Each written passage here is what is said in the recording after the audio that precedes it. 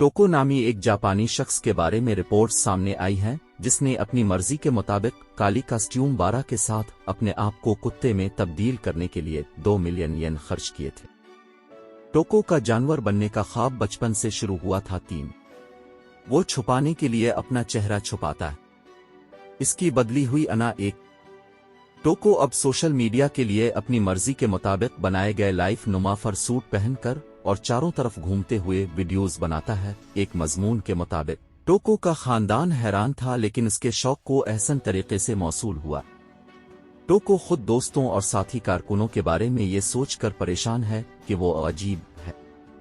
उसने इजहार किया है कि इसकी जानवर बनने की ख्वाहिश बदलने की ख्वाहिश की तरह है, ऐसी चीज बनने की जो वो नहीं है।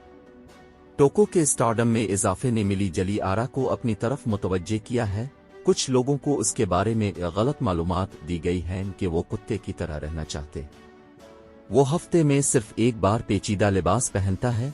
टोको के कुत्ते की शख्सियत का नाम उन ज़राए में मज़कूर नहीं है जो मुझे मिले हैं, ताहम उसे अक्सर टोको डॉग मैन या ह्यूमन कूली कहा जाता है।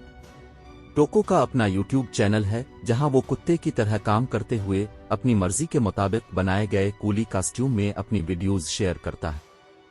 इसके अपने चैनल पर 22 से ज्यादा वीडियोस और 10 के से ज्यादा सब्सक्राइबर्स हैं।